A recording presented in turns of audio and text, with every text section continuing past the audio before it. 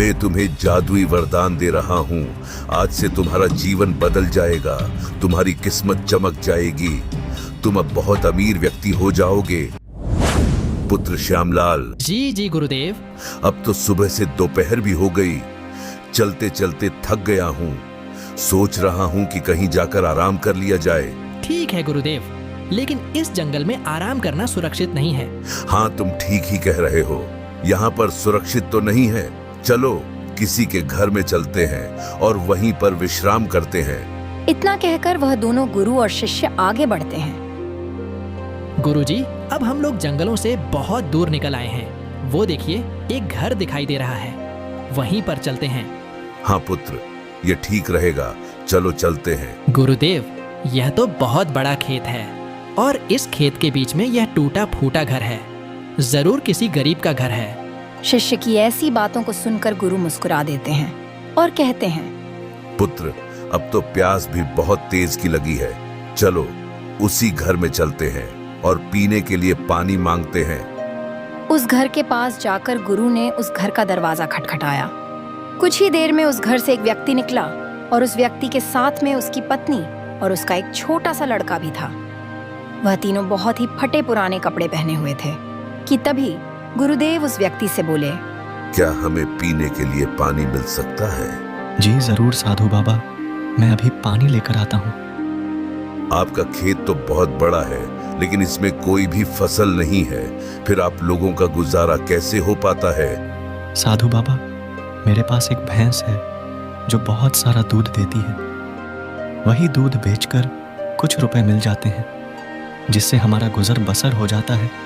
इसी तरह बातें करते हुए रात हो गई कि तभी गुरुदेव बोले, मान्यवर, अब तो रात भी हो चुकी है। बातों ही बातों में समय का पता ही नहीं चला। अगर आपको कोई परेशानी ना हो तो आज रात को हम आपके यहाँ रुक जाते हैं और सुबह होते ही हम दोनों यहाँ से चले जाएंगे।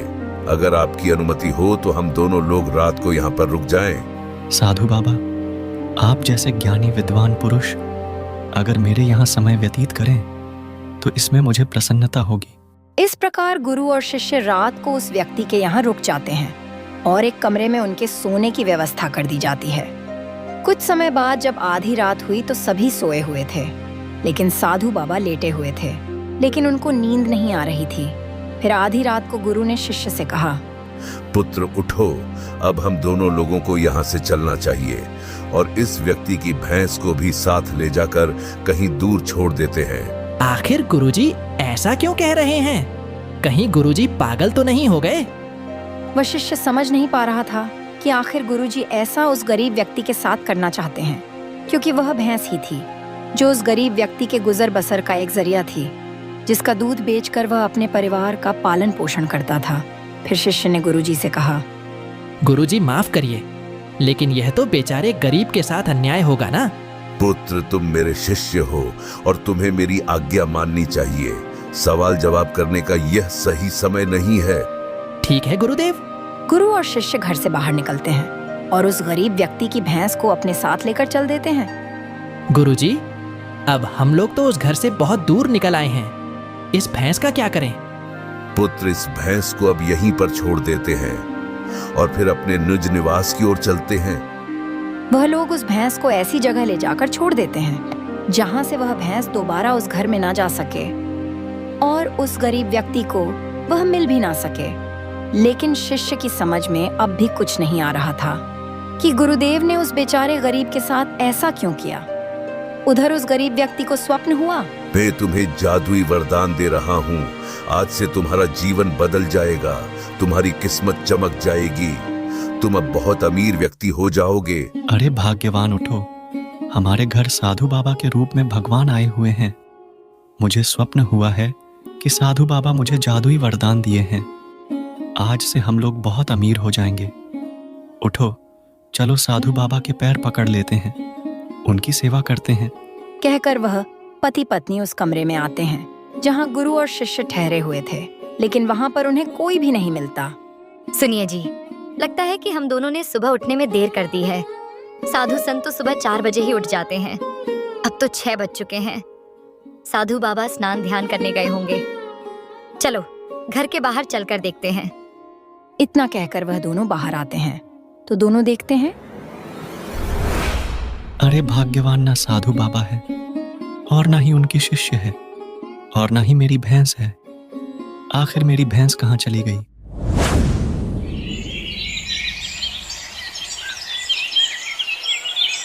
पांच साल बीत चुके थे, लेकिन शिष्य के मन में आज भी वह सवाल था कि आखिर गुरुदेव ने 5 साल पहले उस गरीब व्यक्ति के साथ ऐसा न्याय क्यों किया था।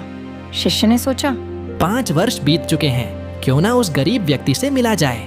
5 वर्ष पहले गुरुदेव उसकी भैंस को बहुत दूर छोड़ दिए थे। बेचारा किस हाल में होगा, कुछ रुपए पैसों की मदद भी कर देंगे ताकि उसका जीवन कुछ हद तक सुखी हो जाए। यह सोचते हुए शिष्य उस व्यक्ति से मिलने चल देता है। जब शिष्य उस स्थान पर पहुंचता है तो वह वहां का दृश्य देखकर आश्चर्यचकित हो जाता है। 5 सालों में इतना सब कुछ बदल गया।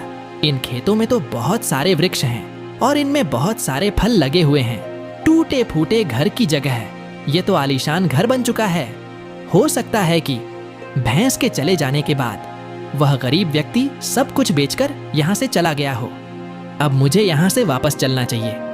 शिष्य वहां से जाने ही वाला था कि तभी उसकी नजर उस व्यक्ति पर पड़ती है।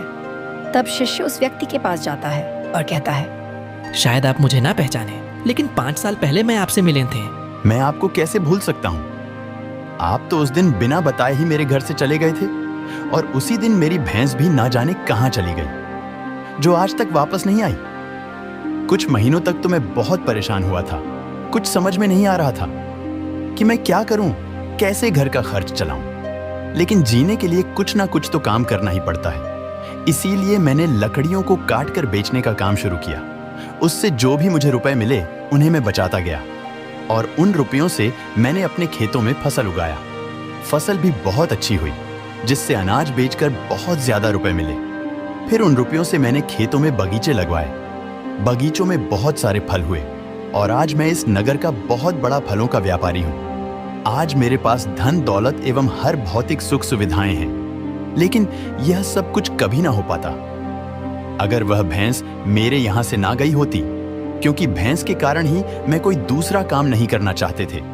भैंस के जाने के बाद मैंने कार्य का दूसरा रास्ता चुना, जिससे मैंने बहुत सारा धन कमाया और कमा रहा हूं। आज मैं अपने जीवन में बहुत खुश हूं और बहुत ही सुखी हूं। मेरा परिवार भी बहुत सुखी है। लेकिन यह काम तो आप पहले भी कर सकते थे ना? हाँ, कर सकता था, लेकिन उस समय मेरा जीवन बिना मेहनत के ही चल रहा था। इसी कारण मुझे कभी भी इस बात का एहसास भी नहीं हुआ कि मैं भी कभी कोई दूसरा कार्य कर सकता हूं। यही कारण है कि मैंने कभी कोई कोशिश ही नहीं किया। लेकिन भैंस के चले जाने के बाद परेशानियां तो बहुत आई। विपने दुखों ने चारों ओर से मुझे घेर लिया, क्योंकि उस समय मेरे घर का गुजर बसर मात्र भैंस का दूध था, जिसे मैं बेचकर थोड़ा बहुत रुपया कमा लेता था। और उस समय वह भी रास्ता बंद हो गया। लेकिन एक रास्ता बंद हो जाने पर ईश्वर दूसरा रास्ता तुरंत खोल देता है। बस व्यक्ति को उस नए रास्ते पर चलना आना चाहिए। जी हाँ, बिल्कुल आपने ठीक कहा। कभी भी अगर कोई परेशानी हमारे जीवन में आती है तो यह परेशानी हमें बहुत कुछ सिखा कर जाती है। जी हाँ, बस फर्क सिर्फ इतना होता है कि कुछ लोग उस परेशानियों से कुछ सीखकर नया करते हैं और बहुत आगे निकल जाते हैं, और कुछ लोग परेशानियों से हार कर बर्बाद हो जाते हैं। लेकिन मान्यवर बर्बाद वही होते हैं जो मेहनत नहीं करना चाहते और जो परेशानियों में ही अटके रहते हैं और अपने भाग्य को और भगवान को कोसते रहते हैं। आपने बिल्कुल सही कहा। मैंने उन दिनों यह भी जाना जब उस समय भैंस मेरे घर से चली गई तो मेरा परिवार प्यासे रहकर कई दिन हमने बिताया, लेकिन एक एक अनाज के दाने के लिए तरसने लगा। भूखे कहते हैं कि जब जीवन ही दाव में लग जाए तो कितना भी कमजोर कोई क्यों ना हो, उसकी गति पहले से कई गुना ज्यादा बढ़ जाती है। मेरे साथ भी वही हुआ, क्योंकि जब अपने ऊपर विपत्तियां आती हैं, दुख आते हैं, तो किसी की भी सहायता मिल सके, यह भी कभी कभार संभव नहीं हो पाता था। मैंने उस दिन संकल्प लिया कि मैं अपने परिवार को इस दशा में नहीं देख सकता, और मैंने फिर अपनी बुद्धि को जगाया और बुद्धि और शक्तियों के बल से खूब मेहनत किया। उसका परिणाम आज आपके सामने है। मुझे यह जानकर बहुत खुशी हुई। हर व्यक्ति में कुछ न कुछ गुण होते हैं हर व्यक्ति में बुद्धि है, शक्तियां हैं जो वह अपने आप को सफल बना सकता है। बस एक लगन, धैर्य और सफलता पाने की जीत होनी चाहिए। आप सही बोल रहे हैं। कभी जब मैं हारने लगता, असहाय पड़ जाता, तो मेरी अंतरात्मा मुझसे कहती हारना नहीं है, सिर्फ जीतना है। ये काम कैसे नहीं होगा, ये काम जरूर होगा, पीछे मत हटना। बहुत बढ़िया। मेहनत करके कोई भी नहीं मरता, मरते तो वह हैं जो आलस की तरह बिस्तर में पड़े रहते हैं और सोते हुए सपनों को देखते हैं और जागते ही हुए सपने टूटकर बिखर जाते हैं। व्यक्ति के जीवन में दुख आते हैं। व्यक्ति के जीवन को बदलने के लिए इसलिए दुखों से कभी भी नहीं भागना चाहिए। कर्म ही जीवन का आधार है, लेकिन कर्म अच्छा होना चाहिए ताकि उसका परिणाम भी अच्छा ही हो। शिष्य अब सब कुछ समझ चुका था। 5 वर्षों के सवालों का जवाब उसे अब मिल चुका था। वह समझ चुका था कि गुरुदेव ने उस दिन ऐसा क्यों किया था, और वह यह भी जान चुका था कि इंसान के लिए जादुई वरदान धैर्य, लगन और उसकी मेहनत है।